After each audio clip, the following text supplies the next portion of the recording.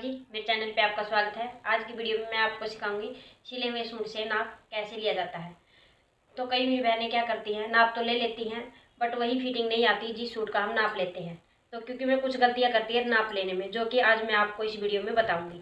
तो ज़्यादा समय ना लेते हुए चलिए मैं आपको सिखा देती हूँ कि सिले हुए सूट से नाप कैसे लिया जाता है। तो ये देखिए, ये मेरे पास सूट है, जो कि एक सूट मेरे पास सिलने के लिए आया था और ये मेजरमेंट मैंने इस सूट का लेना था। तो मैंने सोचा आपके साथ मैं शेयर करूँ। कई मेरी बहन ऐसी है जिनको मेजरमेंट बिल्कुल अच्छे से नहीं लेना आता, तो उनके लिए ही ये वीडियो है। तो ये देखिए, पहले सीधी तरफ से आप सूट को अच्छे से बिछा लें, कहीं से भी ऊंचा नीचा ना रहे, कहीं पे भी झोल ना रहे सूट में।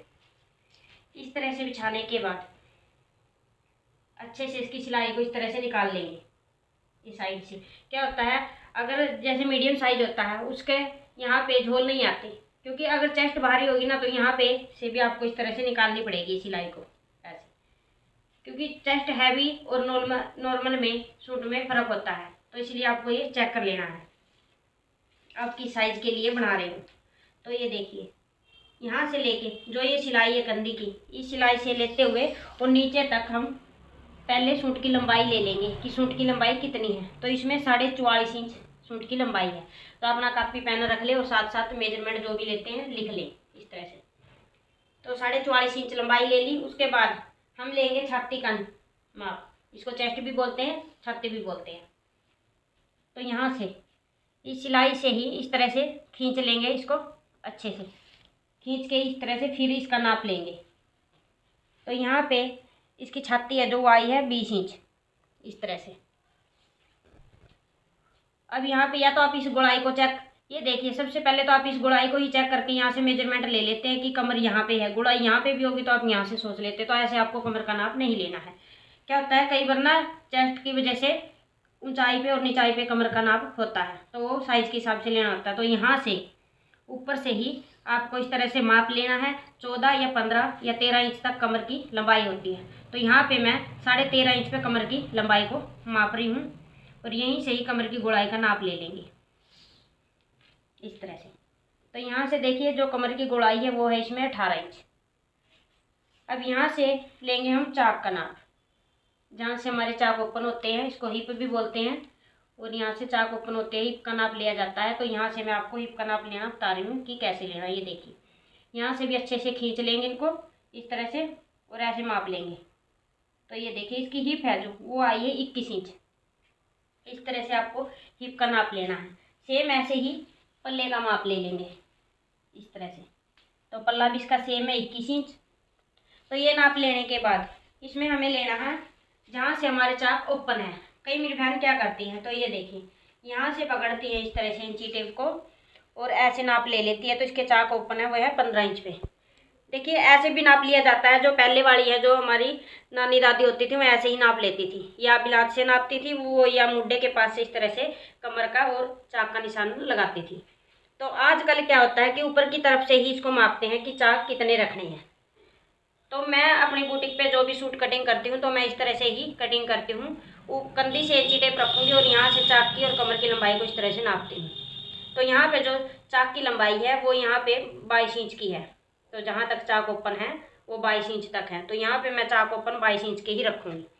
इसमें ना कम करना ना ज़्यादा, जितना भी आए आपको उतना ही ले लेना है। इस तरह से ये हो गया कुर्ती का जो नाप था। अब लेंगे हम बाजू का, कि बाजू का नाप कैसे लेना होता है। तो ये देखिए, बाजू को इस तरह से रख लेंगे। जो ये सिलाई है जहाँ से अटैच है बाजू, यहाँ से रखेंगे, इस तरह से नाप लेंगे। बाजू की जो लंबाई है वो आई है इसमें 25 इंच।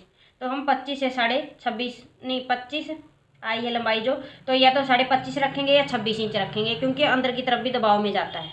वो आप पे डिपेंड करता है कि आप हाफ इंच लेते हो या 1 इंच अंदर की तरफ। तो उसको एक्स्ट्रा लेते हुए हम लंबाई को मापेंगे। जैसे इसमें 25 आई है तो मैं 26 इंच लंबाई रखूँगी इसकी। इस तरह से नाप लेने के बाद फिर यहाँ से हम लेंगे 5 इंच पे बाइसेप्स का नाप इस तरह से। यहाँ से भी बाजू को बिल्कुल अच्छे से खींच के और फिर आपको नापना है। जो बाइसेप्स है वो आया 7.5 इंच, मतलब कि राउंड का देखेंगे तो 15 इंच आएगा। अब नीचे की तरफ से हम मोरी को माप लेंगे इस तरह से ही। तो मोरी की गोलाई है जो वो आई है इसकी 4 इंच की। तो मोरी की गोलाई हम सेम ही रखेंगे 4 इंच की, और यहाँ पे 7.5 आया तो हम 8 इंच आर्मोल रखेंगे, क्योंकि ये है पुराना सूट, हम नए सूट पे कटिंग करेंगे, नए और पुराने सूट में फ़र्क होता है, इसीलिए।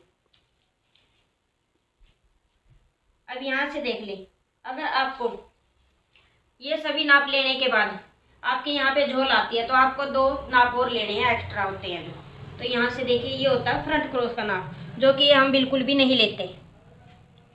जब हम सूट की कटिंग करते हैं तो ये नाप नहीं लेते। क्या नाप लेते हैं? लंबाई होगी, छाती होगी, कमर होगी, हिप होगी, सिर्फ ये नाप ले लेते हैं। और साथ में लेते हैं तीरे का, सिर्फ जितना तीरा है उसी हिसाब से हम ये भी निशान लगा लेते हैं।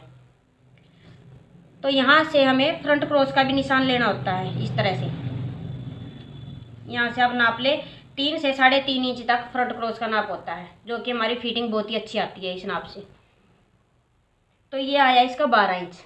यहाँ से नाप लो। अगर आपने यहाँ से नाप लिया, डीप नेक है तो आपको तीरा लेने की जरूरत नहीं है।